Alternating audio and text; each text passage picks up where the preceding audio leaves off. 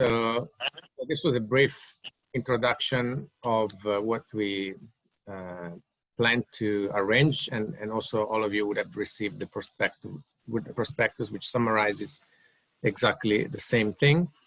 So what we'd like to do now is firstly see if you have any questions or clarifications from the presentation, anything that that you'd like to develop in a little bit more detail before we move on to try and see what we want to get out of this initiative. So any questions and comments on the slides?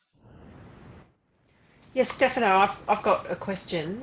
It's still around scale of this project. I know what we're talking about here is some pilot sort of testing, but I guess you've done some quantification around the utility benefit from savings around infrastructure upgrades and so on. But what about, I suppose, volumes of product that would be produced? And I mean, is that really going to offset, you know, the need to be importing fertilizers, for example? Are we talking about very local reuse, or is it, you know, what's the scale, I guess, potential scale?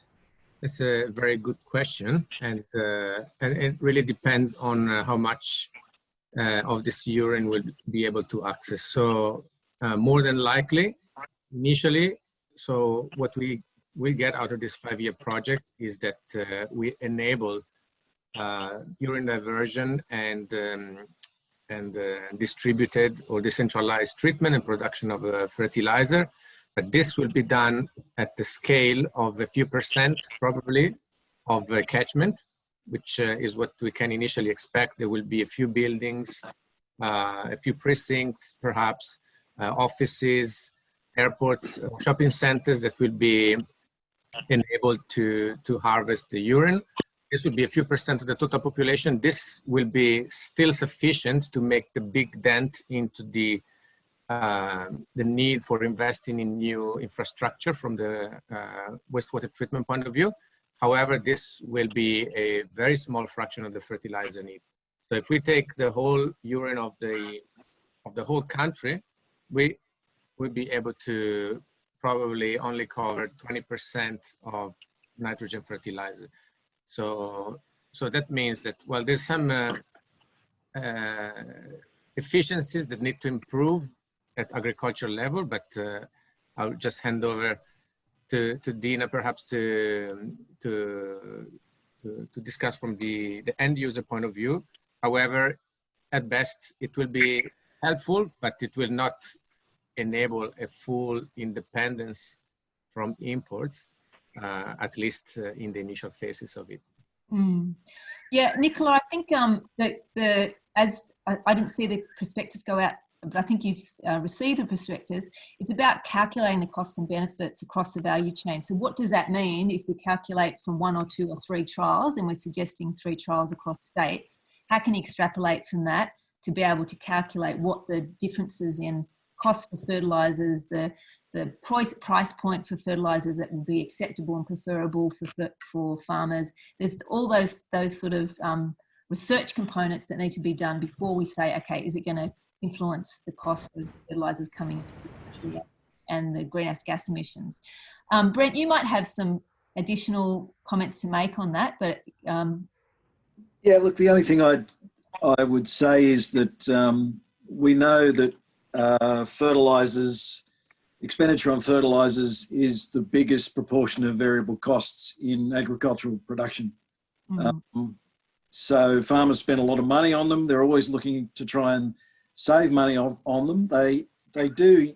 I mean, they don't willingly waste fertilizers because they can't afford to. But we do know also that there are hotspots and deficits in soil nutrients throughout the Sydney Basin. So even if we can close the loop within the Sydney Basin, that'd be great. I think that'd be a big step forward. Mm-hmm. How about you, Bram? Do you have an experience? I have one question here. This is Harry. Okay, Harry. Can you hear me? Yeah. Go ahead. Following up on the fertilizer issue, I didn't see the presentation, but do you have fertilizer companies somehow involved in the project? Because I've been working with WRF in the past on recovery of phosphorus, and one of the issues is that phosphorus can be recovered as a nutrient. However, sometimes it doesn't impact the fertilizer's environment, and sometimes they just drop prices, and the value or the cost of the fertilizer coming out from a recovery of phosphorus, it becomes too expensive. No one takes them. Yeah. The point being that you need to have fertilizer companies aligned somehow. Yeah. But that's one question. Mm-hmm. The other question is more on the technical side. At what TRL do you have the technology? Are we talking of TRL 10, 9 to 10, such that it could be tested with real urine? That's what we are talking about. So 2 questions. We are talking about the TRL around 7, just we demonstrate pilot scale. So we are planning. But with real urine or synthetic urine? It's a detail, but it can affect the research. Yeah. Yes, we All have real. tested the real urine at the University of Technology at the building We have so far, engineering. Yeah. from the So technology point of view, we've tested one technology in Brisbane and one in Sydney, both on real urine. Both of the trials were successful, but there's some additional technical issues and improvements to be made, and then further scale up. And that's what we want to get out of this project from the technology point of view. But the technology is only one of the 7 aspects of this circle. All right, thank you. Thank you. So regarding your fertilizer company, so Ibrahim, do you have, because we are now trying to collaborate with the Royal Botanical Garden because they have a lot of connection with fertilizer company. So also Brent can talk about your question.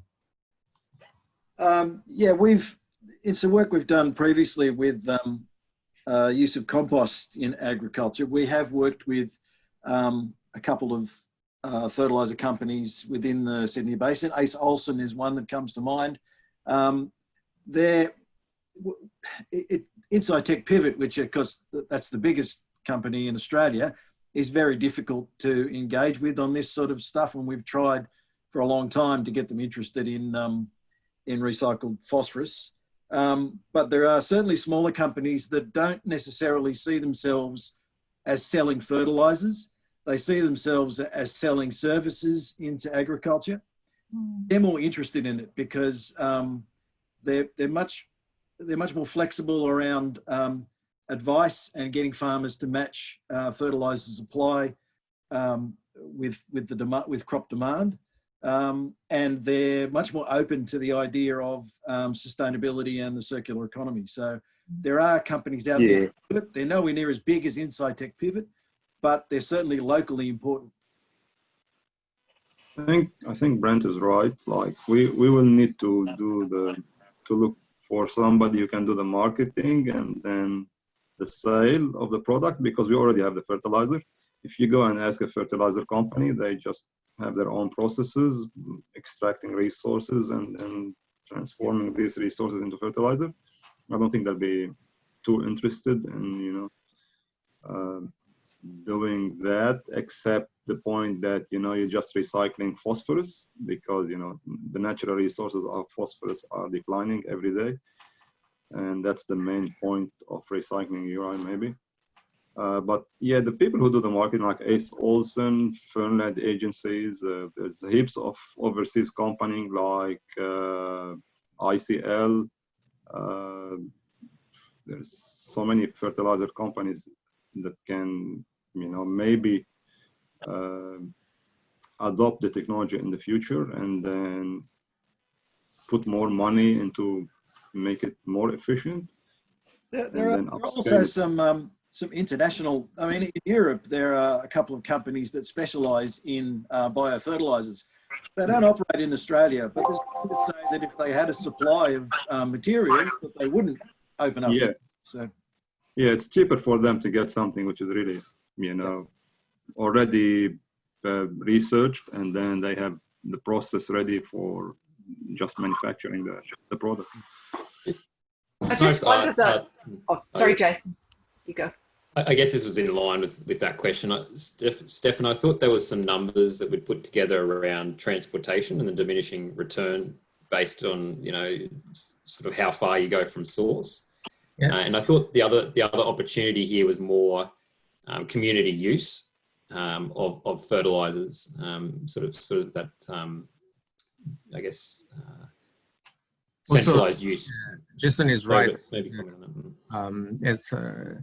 So in our analysis, so we spent the last year or two looking at the results from our pilot plant and trying to make sense out of them from economic point of view, and the concentrated liquid that we produce that we want to market as a fertilizer has a limited distance that can be transported. So beyond 200 kilometers, it starts to be a little bit hard to keep it in a price range that would be competitive. So moreover, we want to be able to get a product that maybe even less expensive than existing alternatives to incentivize the end users to take it up.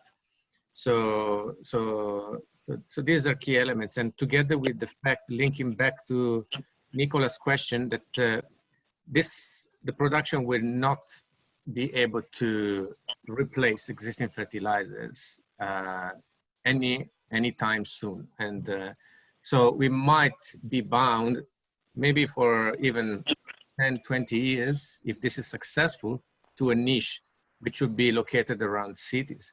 And once we've created that niche, then we have a business model that will hold up.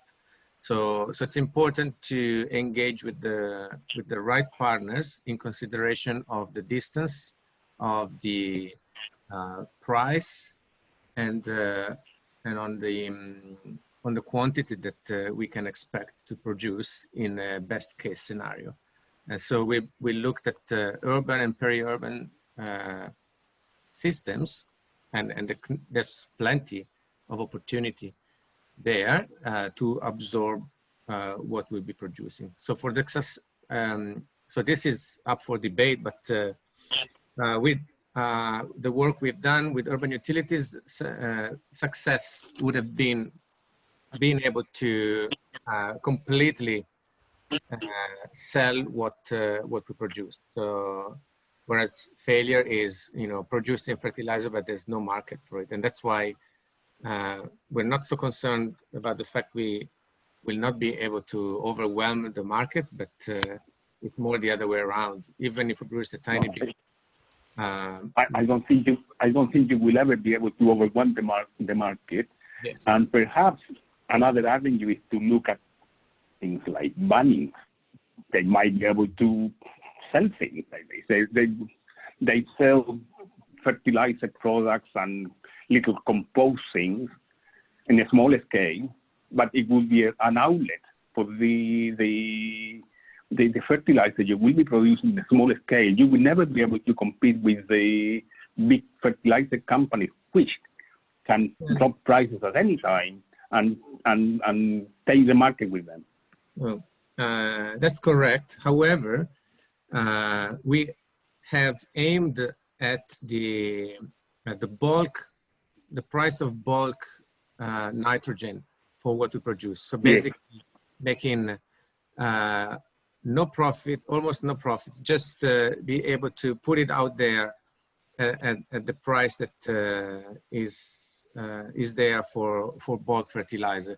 And we believe that we have a case there too. But of course, this is not the entry point. Like you say, the entry point would be something where you can make more profits. Initially, we will have Sydney Science Park that produces a certain amount and a bit is tested on site. But then you can go to the retail market. And if you go to the retail market, the price per kilogram of nitrogen is up to a few hundred times more than what they're selling at bulk. So once you're you're going for that, it's going to be clearly economically viable. It's what's happening beyond that we also want to start predicting and preparing for. And that's why we're trying to make the business case work for fertilizer price, which is really low. But that's the ultimate goal. But as you say, visibility of what we're doing will be easily achieved if we sell this into the retailer market first, and will provide also a revenue stream to further subsidize, further covers the ongoing costs of the activities beyond this project. So that sounds really good, Stefano. But if we can recap by saying that there's broadly 3 markets, let's say, or sectors. You've got a horticulture, agriculture component. You have where you're targeting end users. You have the fertilizer production sector, and you also have the urban greening livability sector, let's say. And within what I see as the shape of the research program that's being put forward is to look at what are the barriers to safe use. And for each of those is going to potentially be a different barrier. But I mean, generally you would think that there'd be some kind of similarities across them, and the application of different technologies is going to produce a different product. So I think part of, perhaps it's in the way that we shape the individual streams, is around focusing on that health and safety aspects that remove the barriers across all the sectors. So understanding like the ecotoxicological effects and things like that, or the various contaminants that might be there, what's the effectiveness of the technology in removing those, and do they kind of reach those threshold levels that are safe across different uses. And then another aspect might be, what are the potential opportunities in each of these sectors?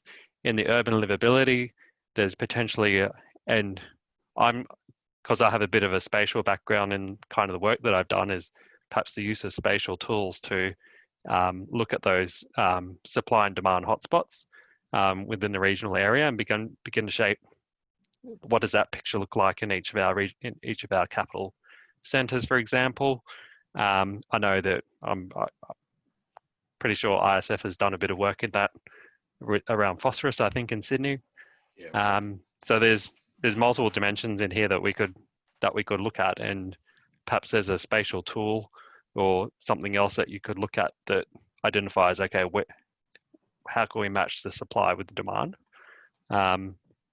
But I think I like the way that the research themes are shaped up around removing barriers, so that we're able to create the conditions for change around enabling a circular economy of nutrients. So,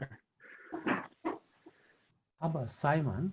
Do you have any information? You have a lot of parkland in the Sydney Science Park. So do you have any idea what kind of fertilizer, how much they possibly use? And then if we have this kind of information, we can try to calculate how much we can save from our urine fertilizer. I don't have any information off the top of my head, except if you went out to Sydney Science Park, in fact, the whole area around that, much of it is degraded cow paddocks, which they need to green back, and they will want trees and plants to grow optimally. We're in talking with Celestino from an urban greening, urban heat approach, and we're talking around they're moving towards planting upwards of, I think it's 200 to 300 trees next, well, it depends on where, on a lot of things, but somewhere between the next 12 and within the next 12 months, number of trees. And because they're starting construction very soon, they want these trees to be just little stalks in the ground. They want them to be actively growing, so they'll all be needed to be given as much TLC as possible. So I'd imagine I'll be looking for fertilizer in that area and the surrounding area. Also, most of you are in New South Wales. The Western Cities Aerotropolis Authority, and they're setting up a whole agribusiness out in that region. So there's probably going to be huge demand for the fertiliser as that area, that sort of part develops, and that's within the next 10 years. So I think there's going to be an increasing demand. So the demand is low at the moment, but it's going to accelerate in the next 5 to 10 years to be quite substantial in that whole region, not just Sydney Science Park. So I possibly can find out some figures soon. There's been a few staff changes in Celestino, so some of the people coming in have to pull all that data together from where others who've left have left it. And I'm working on that at the moment, but certainly we're moving forward with tree planting and what's needed. So I probably can find that data out in a short period of time. Can I just ask Simon a follow-up question? Simon, Sure. in terms of how these local schemes would be set up and how that would be funded, have you put any thought into how that would actually work on the ground? Is that something developers would be financing, or how, if it does work, how would it happen in practice? You mean schemes as in urine separation schemes? Yeah. So what we're proposing back to through the Urban Living Lab, and I think that there will be support from Celestino, is that we would, in their first set of buildings, we would set up some systems where we can collect the urine, be it from the sewer line or directly collect the urine, whichever is needed. And that since they're building, we can incorporate that into the design and look at what is needed for a developer to set up certain buildings. There'll be a mixture of commercial and then soon after that residential. And with what the project here is talking about, we can work out, is it the sort of process we can incorporate in through the residential, or do we just focus on a commercial side? All those questions that need to be answered, we can start to work on as the Sydney Science Park develops as a trial place. Then that can go out to other developers saying, if you're going to put this in, this is how it will work.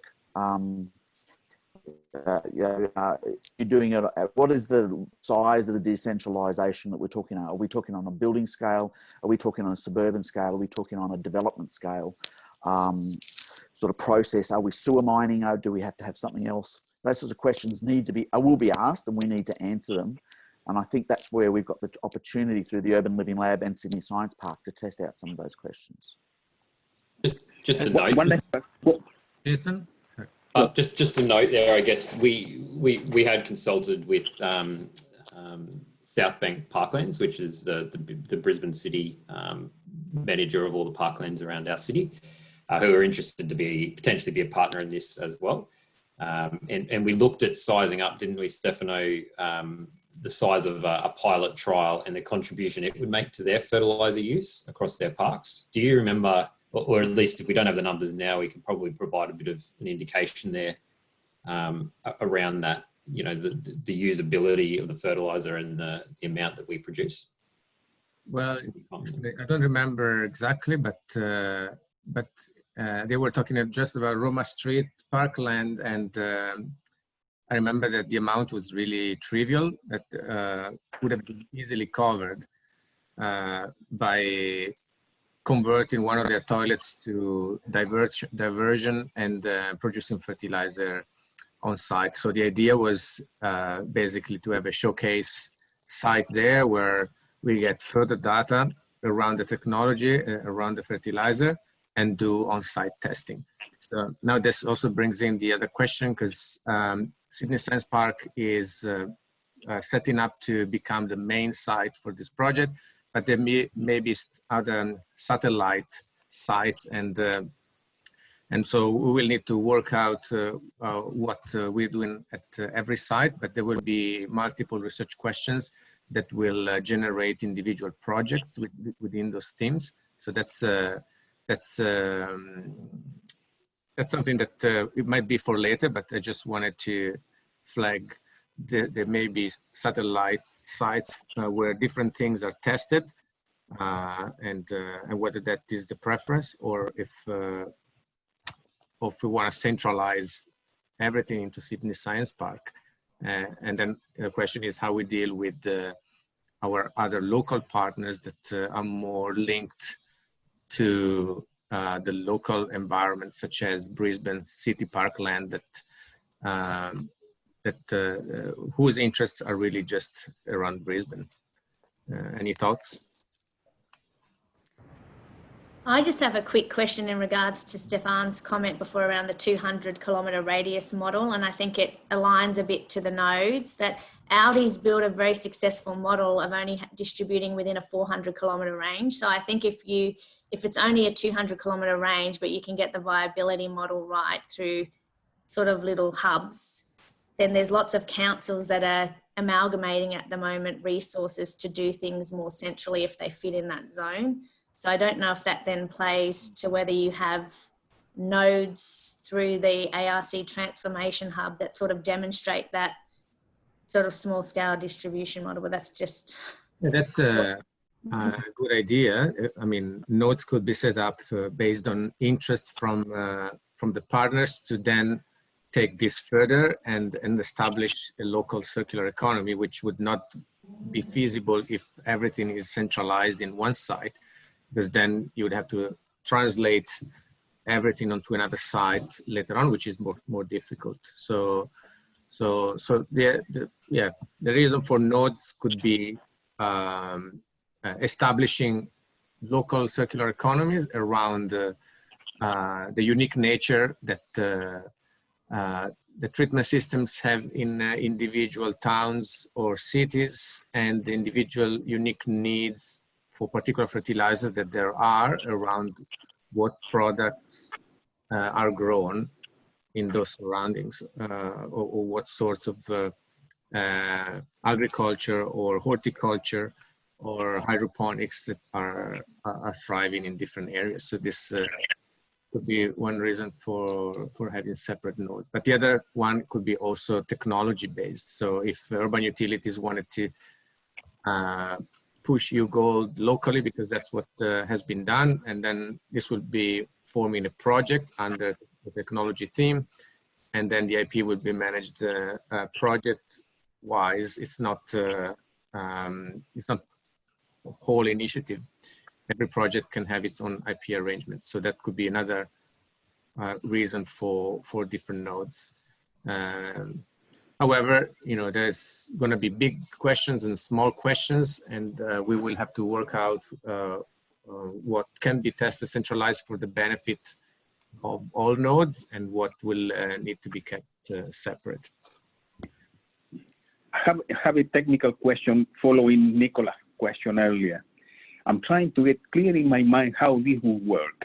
You have to install urine diverting toilets in a block of units. You collect the urine, and then you will have to install the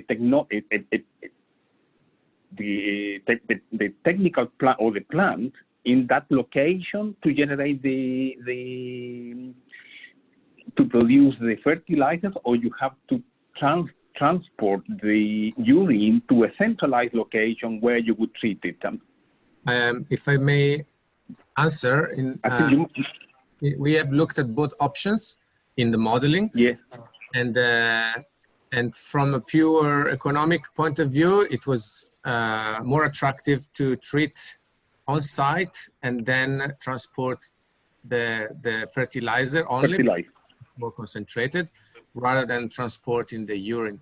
It would be probably more robust technically to have only fewer sites where you process it, but we are looking at technologies that are self-sufficient, that don't require much operator time. So some of the key objectives under technologies to have this technology self-reliant, so without any intervention and failing in a safe mode, so that while it doesn't work, it just discharges in the sewer. But you know, that's no big deal. So that's some of the key drivers around the further developing these technologies at the moment, and to make them a small footprint, low power, no chemical, so that it's basically standalone. And then because they're mostly modular, you don't gain so much from economies of scale from you know, just bringing a bunch of the urine in one site, because really it's a lot of modules that you have to put together. But if it ends up requiring a lot of operator time, then it will make sense. So those are the kind of considerations that we're making. All right. And we are aiming for a box to put under the building, and this box doesn't require anything. There's just a couple of sensors that will tell us this is failing, or it's not operating very well. So you need to send someone there, but it's no urgency because it's failing safe. So that's the idea around it. Stefano, just on that, who would you see doing the maintenance and ops? Because we know with decentralized schemes, that's been a big challenge, particularly the India scheme. So it's a big question, and we don't have the answer. We hope to get better answer as we work collaboratively in this project. But with urban utilities, we've been putting this question on the table for quite some time, and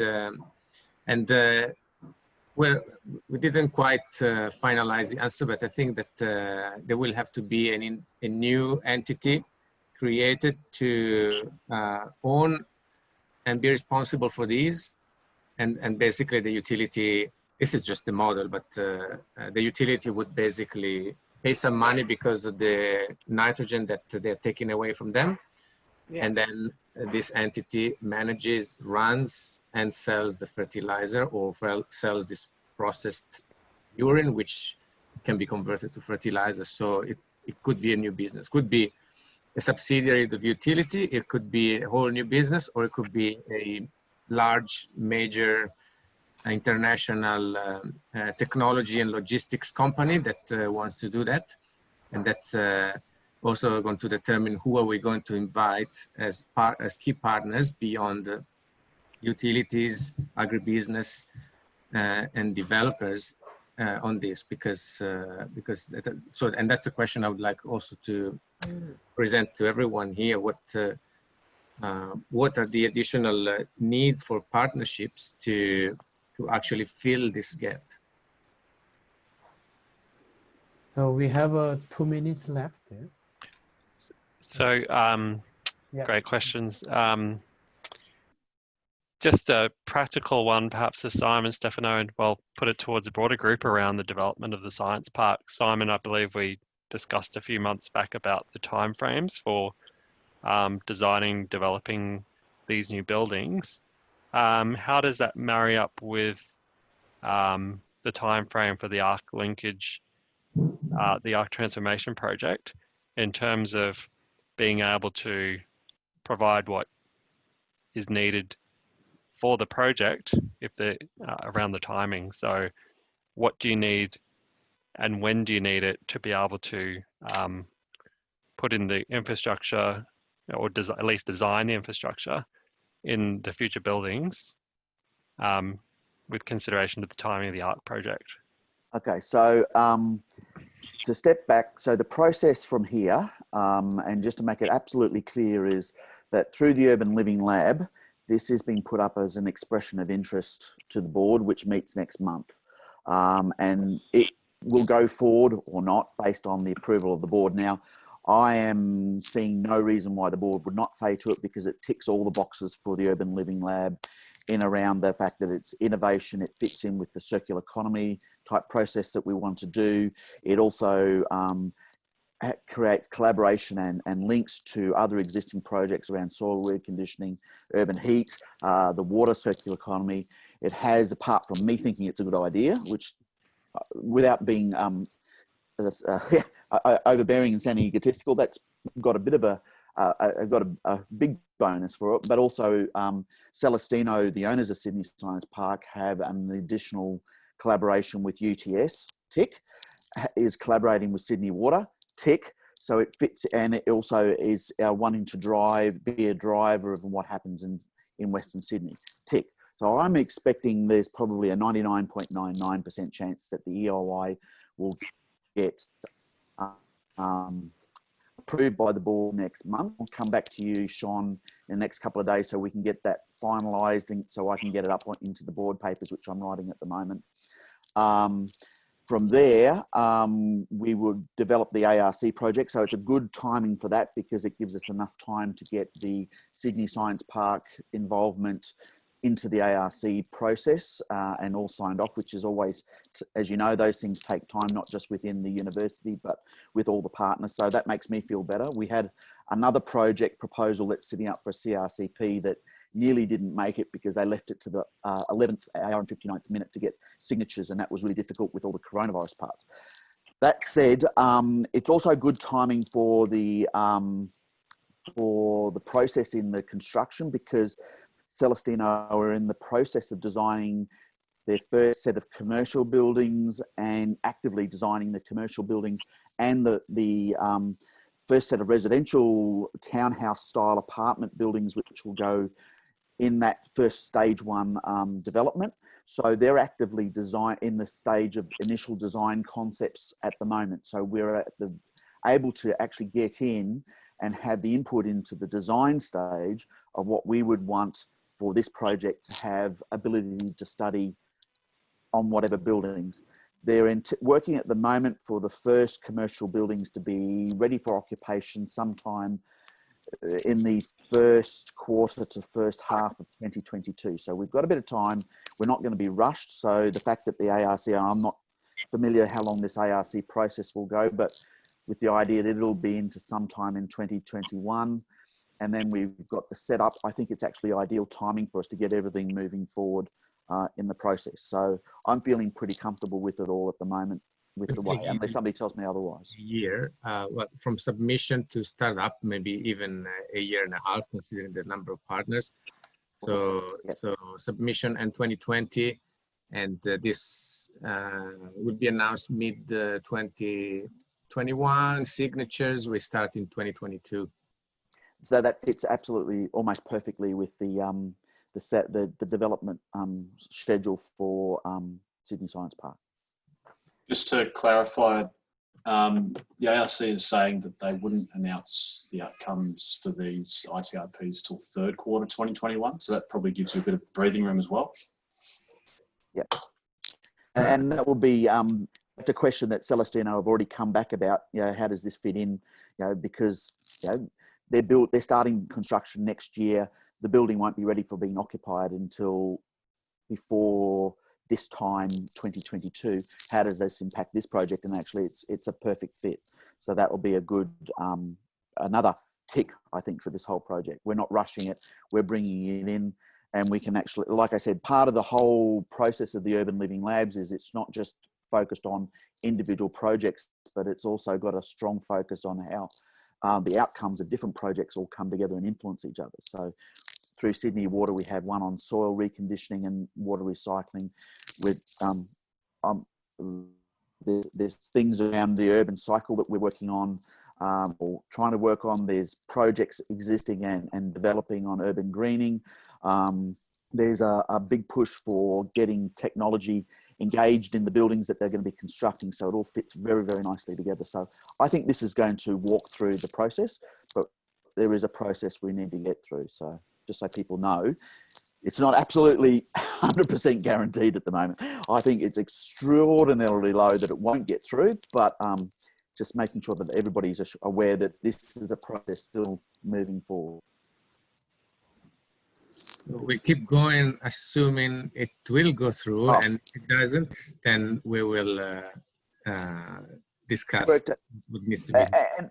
And that said, there are other CSIRO Urban Living Labs we can reach out to, but I see no reason, I'm certain, knowing what the board have already approved and going down, that they would not approve this project. It just ticks every box.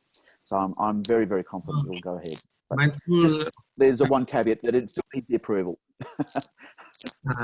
Before everyone, one by one, just ducks off, I just wanted to throw a question at the utility people.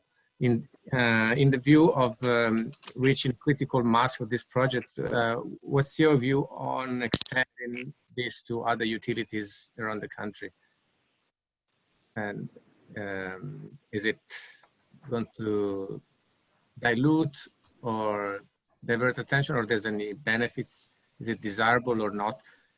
And we were thinking to have clusters around the big cities. And so Sydney and Brisbane are covered, but we have Melbourne out. And so what's your opinion?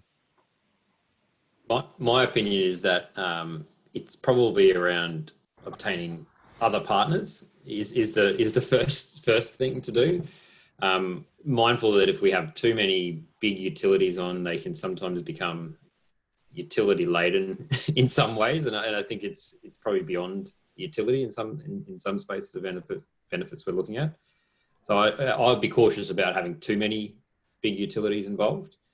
But I think, I think the challenge is probably other partners at the moment with cash.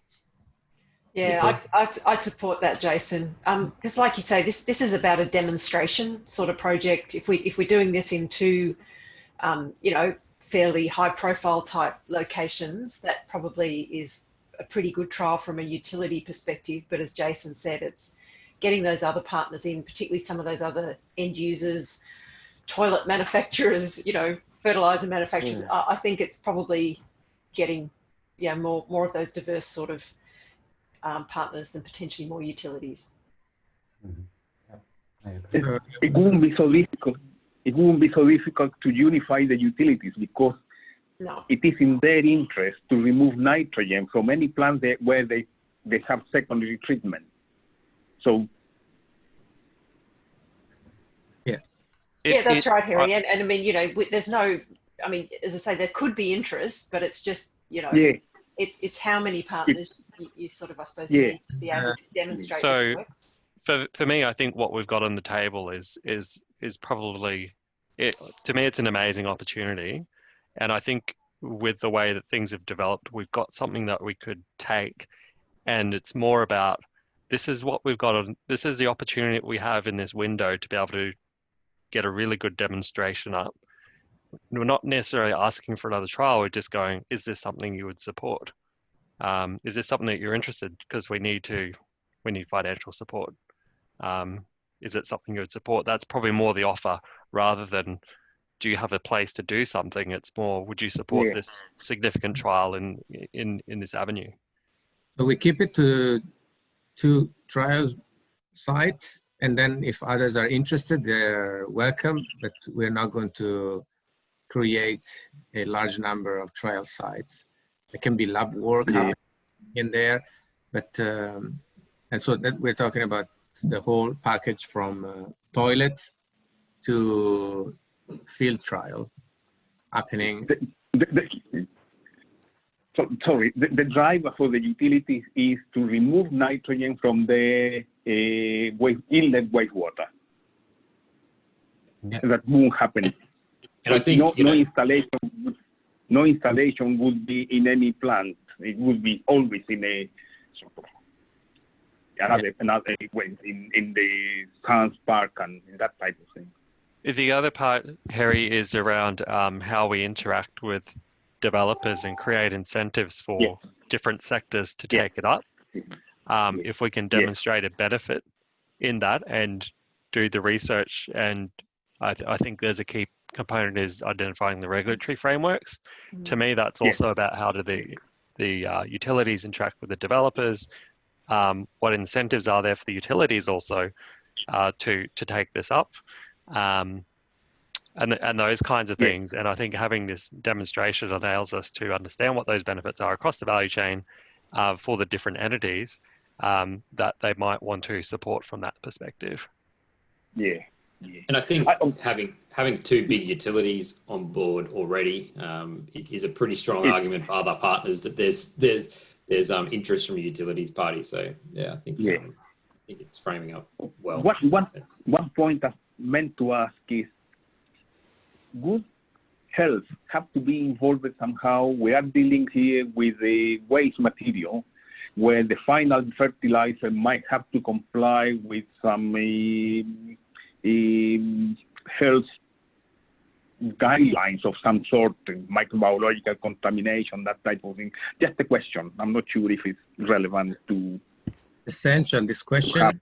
We'll have to involve health departments for sure. I think that at Brisbane level, I'm familiar about how we can get to Queensland Health, and that Sydney level, we'll leave it to the Sydney guys to work out, but the Department of Health will have to be involved with something. Yeah. I'm very confident that they will want to be involved, me but too. they will provide in-kind support. Also, you Yeah. know, Simon mentioned that we are planning to apply this technology in the Sydney Science Park.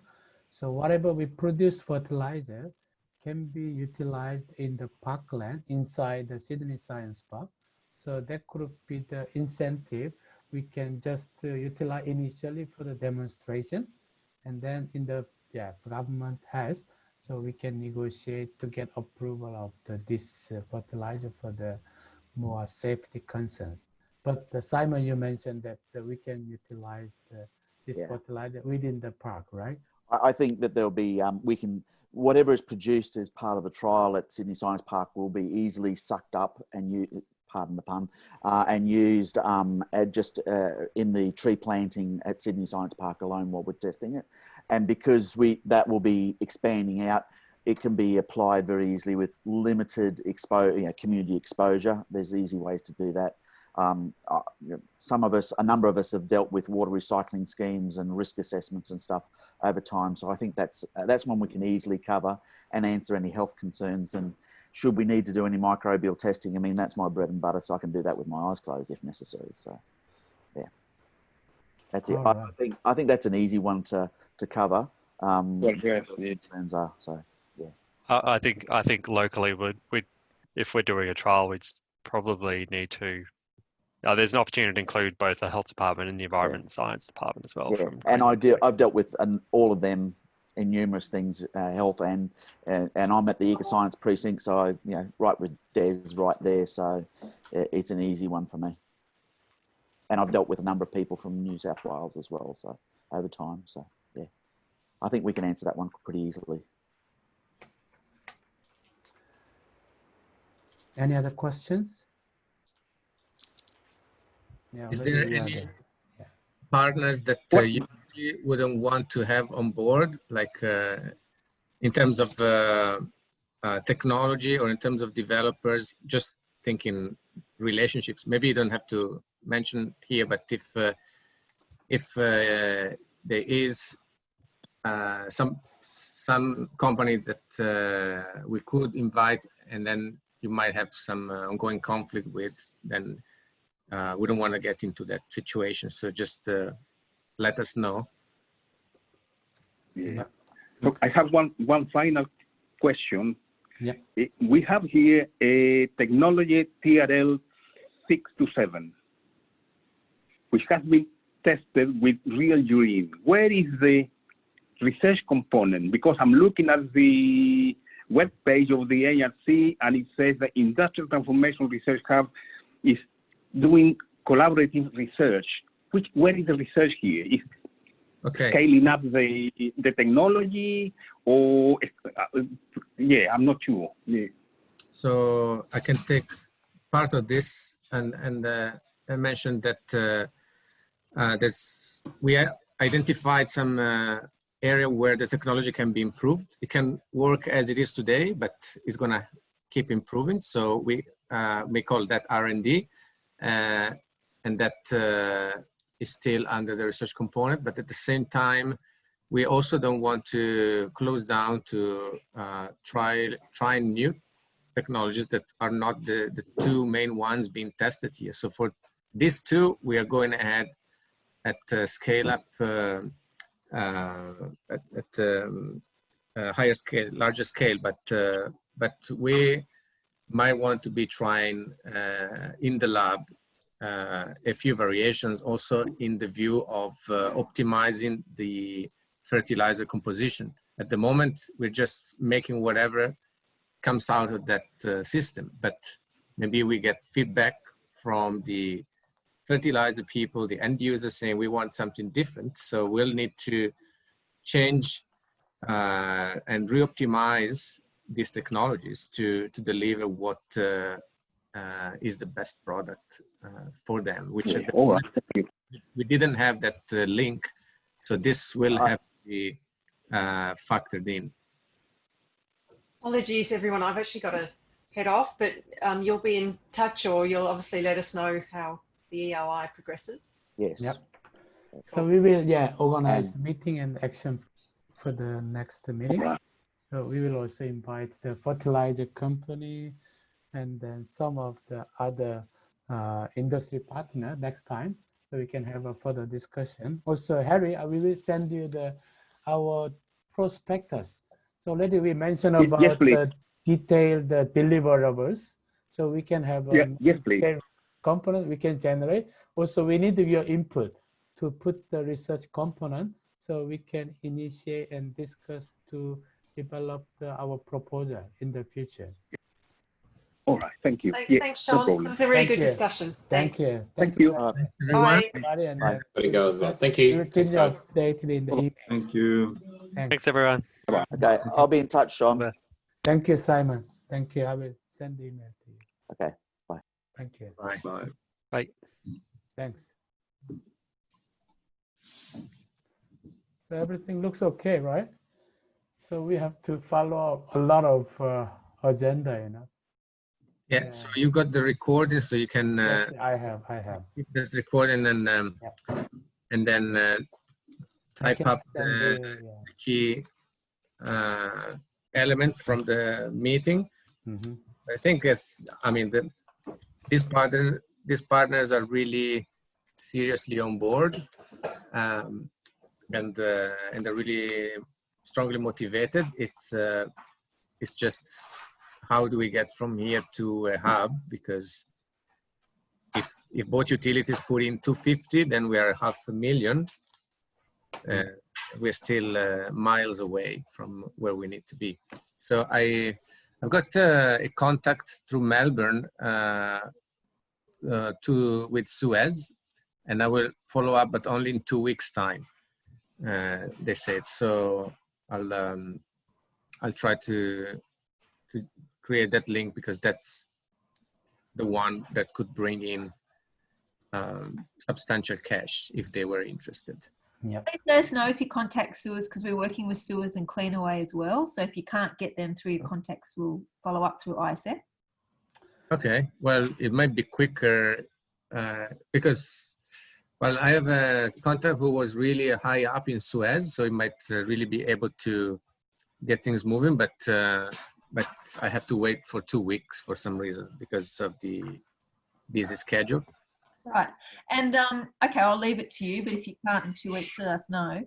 We haven't contacted anyone yet because we were going to decide on that after we meet. So we'll meet on Friday and go through this list. Is that right? So we're not contacting. Yeah, we will send the invitation to Friday. I will send the email to you. And yeah, no problem. just And could you email me, could you just forward me the email you sent to everyone with the prospectus? Which version was that? I didn't see it go out. I think I emailed on Monday, so which means a little bit different from the final version, but basically. Yeah, no worries. Did you just email everyone, CC everyone and put the I think whenever I invited their invitation, okay, calendar invitation, so I attached our prospectus. That's why it looks like the people may not check the attachment. Just yeah, okay. So it's a little bit confused, like you know. No problem. Yeah, I sent it to you. Maybe you missed this document for the attachment. Yeah, no problem. Yeah. All right. Okay. Thank you. And then we will discuss on Friday. There are many things to do for the follow-up meetings. Okay, see you then. All right. All right. Thank you. Thank you, everybody. Very good afternoon. Thanks, Stefano. Bye. Cheers.